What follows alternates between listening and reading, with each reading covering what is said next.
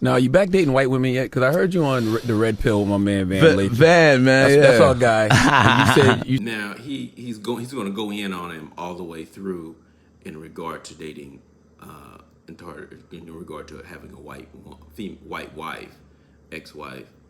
It's kind of funny.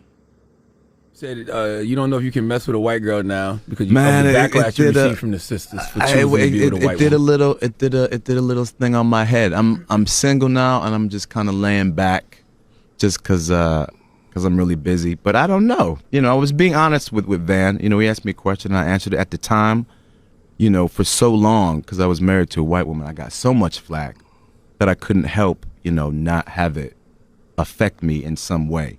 So I don't know what. So he's saying, which is very interesting, talking about the resistance that he received predominantly from black women. And what's very interesting is that he's in this marriage for years. There are a number of issues. He's in this marriage for years, but there is no mental growth of what's going on psychologically or sociologically. And if you listen through this clip, there is no understanding, there's no analysis, there's no interpretation, there is nothing. And that is because of this reason, so I'll just jump right into it. Black people don't have a cultural construction analysis. Cultural construction means that you're focused on your culture and that there are cultural returns that you're focusing on. That you're interested in, that your culture is driving, and you're a part of that. And that's not Asians and Jews particularly, and many other cultures practice culture, what I call, and that's my term, culture construction intentionality. Another problem that you will see in this clip, and with black men in general, and black women, is that there's no home development. Okay, so his parents did not develop him. His parents did not instill in him a critique of internalized white supremacy disorder or racism, white supremacy, or cultural construction, or anything. What they said is probably something along the lines of everybody just get along, everybody just love. That's probably what they said. Which is not an analysis. What's happening right now? I would like to say I'm just going to be, you know, an equal opportunity. Was that part of the reason why y'all broke up? Because it was. No. Oh, okay. No. Now he just mentioned, and a lot of black men. This is a really good one here. A lot of black men use that equal opportunity, and that's a slick way of saying I want the ability to jump in bed with any race that I choose. That's what that means. And it really means more than that. Equal opportunity in some people's minds. It really means in some people's minds, people don't want to admit it. It's a workaround. It's a slick workaround to not deal with black. Okay? So he will probably, it's my guess, he will probably wind up with an Asian or something else. Or it could be another white female. But whenever I hear I'm equal opportunity, that's there's a word for cognitive dissonance tool. It sounds better. It feels better. I'm more open and I'm liberal. And it's really deeper than that, because that's not what's going on the subconscious and the unconscious. It's not. No. In some way. Yeah. Just afterwards. Just because it's like, you know, you carry a weight for so long. And not only on the subconscious as a earth plane term, but on the spiritual level. Mainly on the spiritual level. That's not what's going on spiritually. Now we really get into my work. Many of these men and many of these people are under an anti-black spiritual attack. And that attack state says things like, oh, you know, everybody's free, everybody's equal, love everyone, but there's never, ever an analysis. You know, and you get that weight, you know, lifted off your shoulders for a bit. And for a minute, So you're saying that divorcing your white wife got that weight of whiteness off you? you know what? That's what it says. A little bit, Like a little bit. But then, you know, but just in certain ways, in certain aspects. You know what I mean? You know, if I'm being honest, you know, I wasn't as guarded. I would walk in places and be like, okay, be prepared. Someone's gonna say something. And you hear, all right, be prepared. You know what I mean? And I'll be honest, you know. But if you were prepared, that's not preparation. Preparation is you understand the dynamics of what's going on. If you understand the dynamics of how black women thought, why, if he understood cultural construction, if he read my book, he would understand how to respond and why people are responding to him in the way that they are. And it's such a shame that he goes through this entire marriage completely, what I would consider compromised, having no critique, having no development, having no answer. And I've spoken to several black men in that same capacity. One said that he just didn't understand why black women looked at him strangely when he was married to a white female. And I said, well, how did she react? And he said she didn't have a reaction. Well, she didn't have a reaction because she understood. She was clear. And he didn't have an understanding because he was in a mental trance state, okay? I didn't have to do that anymore. Now there were other weights. After that happened, I didn't have to do that anymore. Now there were other weights, that I had to carry just because, divorce isn't Now also, cool. I have to point this out, and I point this out all the time. Whenever you have interracial, white is never put down, it's never criticized, it's never screamed at, hollered at. You never say this white bitch, this white. It's never put down. But when it's black on black, it's often a fight, a battle, a put down. And if you pay attention to him and a number of others, they never get into, including Tiger Woods, whose ex-wife ran after him with a club. They never get into she's angry. She's an angry white woman. They never get into that. It's always irreconcilable differences, and then they stop there. And then they move on to the next one. Then they get another divorce, and it's irreconcilable differences. And when it's black, it's a black bitch or a black this or a black put down. It's always that. Always. If I'm being honest, we had a family. But, that little element, if I'm being honest, there was a bit of relief. Did it hurt your business at all? I don't know, but I never really pay attention to that stuff. I don't think so. Mm-hmm. I've always worked. Been working. Yeah. I mean, it's yeah. interesting because you guys met doing Rent, which is a long time ago, and I'm sure you spent so much time together. So Yeah. Yeah, see. So things are way more complicated than on this planet. It's not that simple. You have Indians and Chinese and different people in arranged marriages and focusing on culture. So the mind should be going to, why is this occurring? Why does this behavior occur? And what are the benefits or returns from it? But it doesn't go there because it's in a halted, I used the word trance before, it's in a halted state of critical thinking. Then when you get to critical thinking, you change behavior and you start moving in another direction. So let me give you an example. I was speaking to a tailor friend of mine, and she talked about, I asked where was the Vietnamese tailor that assisted her. Where is he? He's usually here. And she said that, he went back to Vietnam to find a wife. So the question becomes, why can't he find him, if he wants a Vietnamese, why can't he find one here in the States? And why can't he marry an Asian? Or why can't he marry something else, some other ethnicity? Or why does he have to go all the way back to Vietnam? What is it? Mm-hmm. And that's what I call cultural construction intentionality. Why do you have to get on a plane and leave for a month? And why is it so structured and so intentional? That's why I call it cultural construction intentionality, cultural construction science, cultural construction strategy, cultural construction execution. Okay, and I developed those terms. Okay, so Taye Diggs and many other black men are not going through that analytical framework. It stops at, and they love it, they love it, they love it to death. I'm an equal opportunist.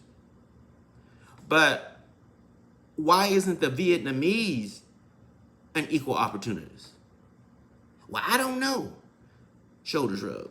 And I call black people shoulder shrug people because we do that 85% to 95% to 98% of the time. We don't go into a critical analysis of anything. Then we wonder, why is the black community so far behind? Because you don't go into a critical analysis and you don't understand cultural construction intentionality. Okay? My work is not to bash or put down interracial. It is to highlight the fact that black people are in a trance state, and that trance state stops an analytical understanding of what's going on, and you need that. That's why white people develop anthropology and sociology to critique behavior. You should be able to just love who you love, and people end up falling in love with who they're around. Yes, that's what I thought. That's what I thought, and that's how I conducted myself. But it wasn't until I was just. I want to go back to one of the things she said. I kind of got caught up in that dissertation. She said, "Well, I thought you just love." I think I might have mentioned, but I have to reiterate. I thought you just love everybody, and that's it. And he went back and said, "Yeah, I thought that was the case too," and it's not that simple. Things don't work that way. And when you see the reactions of people, you should go into an analysis. If you're not in an analysis, when I say go into analysis, start asking questions. If you're not going into analysis, as Eckhart Tolle says in The Power of Now, that means that there is something wrong with you. Okay? Understand what's going on so that you know how to respond instead of being traumatized. Yourself up, and then once I open myself up, I've got all this energy, from certain people that did not necessarily feel that way. How did your family Did you feel like? about it? Hold on. Did you feel like having a white wife would help you grow in Hollywood? No. Did you think it would help you like getting more? No, I wasn't thinking Okay. anything, Anything, except right. I was just. And he said, "Did you think that would help?" That's not the reason that he was into her. Okay, it wasn't about I'm going to strategically use her to go up in Hollywood. That's not a part of his consciousness. I was into her, yeah. And how did your family feel? Because you are from Newark, and I know that. My family was so. I mean, it was love first. Take care of yourself. God. Be a good person. And naive is that's the proper word. You can do some of those things, but you can also at the same time have an analysis. You can have an analysis of why black women, why black men, why people are doing what they're doing. Then you can respond properly. That's the point that I'm trying to make. For you, love. So I was almost naive. Do you know what I mean? Mm-hmm. And then things. He wasn't taught to be a critical thinker. A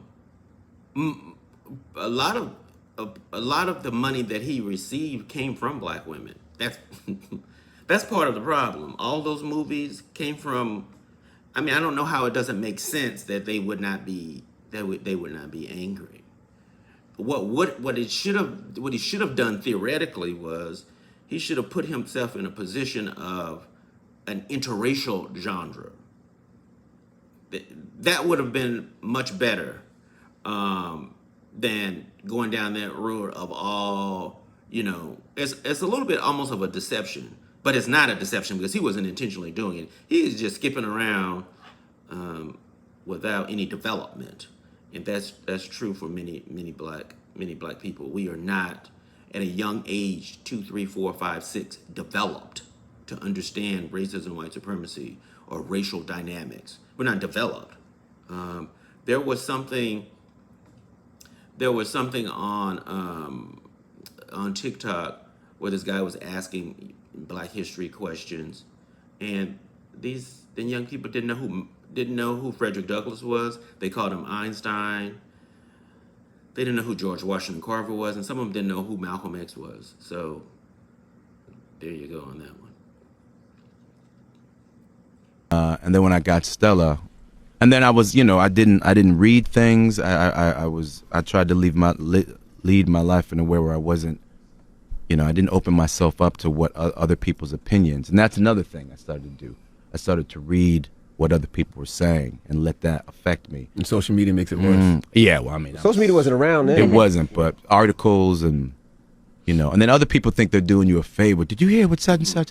I heard that you did a... Charlemagne the God, I don't really know him that well, but what he did when he started off and what people do, some Black men do, or people in general do when they poke at interracial. I'm just going to tell you straightforward. I don't know whether this was his intention, but there are Black people or Black men and Black women who want you to be what I call culturally constructive, culturally intentional. They want you to go to historical Black college. They want you to marry Black, and they want you to do Black things for Black people. Do you see? They want you, the way white folks do it and the way Chinese folks do it and the way the Indian people do it, they want Black people to have more of a intentionality and less of a whimsical, I'm an equal opportunist. Everybody get along. Go to the mountaintop. There are those who are more intentional. And then there are those who don't care. And then there are those who are in a heavy, intense anti-Black trance. And for the record, and I have to keep saying this, what am I? I consider myself none of those, not even a cultural constructionist. I consider myself a metaphysicist. And when I say metaphysicist, New Age analysis, I mean that you can't get that type of behavior out of people who are spiritually disrupted. So there's no need for me to try to push people to the left or try to push people to the right. My position is that you need to have an analysis of racism, white supremacy. You need to have an analysis of internalized white supremacy disorder. You need to have an analysis of post-traumatic slave syndrome. You need to know who Dr. Francis Cress Welsing is. You need to know what cultural construction is. That's the position that I take. My position is that you don't know those things, or Black people don't know those things, because they're spiritually and energetically interrupted. Okay? So that's my focus. The energy alignment so you can receive and understand, opposed to thwarting and pushing back and staying in a delusional state, and staying in a workaround state. A workaround state means that you're trying to get from one place where your mind is being dragged along from one place to another one to divert or move away from Blackness. And in addition, that's very interesting that in this clip, he never affirms, and many Black men do, hey, when I'm an equal opportunist, I like Black women, I like all women. And he doesn't say that, interestingly enough. Some Black men will cover up and they'll say, I date Black, I've dated white, my Black kid, I got Black kids, I got this. In short, he really wants a white woman. That's really what he wants. He's just been attacked and traumatized out of his desire. Well, he still desires it. What do you think about such and such telling that? I'm like, I didn't know that people felt that way. You know what I mean? But everybody is entitled to their own feelings. How does your ex-wife feel about you being, I guess, you're not happy about her whiteness? I'm being married to a white woman. Charlemagne says that, he said, are you sure? And then before that he talks about, does he regret it? So he's taking a kind of a jab and a twist at it, which is interesting. Regretting it a little bit. Oh, I don't regret it. Yeah. Yeah, no, You no. sure? Oh yeah. Okay. No, I mean, to don't say you'll regret never it. date another white woman again. That was what I said in the moment, and I didn't say I would never date another twisting white him. woman again. Oh, okay. I never said that. Why are you putting words in my mouth, man? I thought I heard it on the radio. No, you didn't hear it on the radio, man. What Why are you did- putting so what words did in my you- mouth? what exactly did Why are you you putting say? words in my mouth? What Why are you putting words? I'm just kidding. What exactly did you say? I said I don't know if. I don't know if. I don't know if I'll Yeah. date another white woman. I don't know if. Yeah. So he says, I don't know if. So he mainly probably will, and as I said before, he'll probably get an Asian, or he'll get something. What is that word that they call ethnically ambiguous? That means you can't tell what she is. I'm sure that's what he'll do. But he won't get. He won't get. He could. I'm not sure. He could stumble upon, but it's very important to understand the background of why these people do what they do. And you have to go into the home. You have to go into the movies that he saw. You have to go into his communication with his parents or lack of communication. You have to go into his high school. You have to do a deep analysis in regard to why people are choosing the mates that they're choosing, and it's a very deep thing. I don't know. I don't know Taye Diggs that well, but I can tell by this video some things that I can interpret. So I have 3 books: Popcorn, Understanding the Spiritually Contaminated State, the Spiritual Trance State, Popcorn with Extra Butter, and then I have Interracial relationships, a trance state, or true love. And I definitely recommend not jumping straight to the book Interracial Relations, because you have to understand a spiritual analysis, and that's in book 1. So you can go to book 1 and then jump to book 3, which is the Interracial. But I highly recommend that you do read the book, because a spiritual analysis of what's going on, and I got a lot of my foundation from the works of Eckhart Tolle, The Power of Now, and then I just appropriated it to the Black community. Yeah, a lot of what's going on is not simply sociology, psychology, or just blank behavior.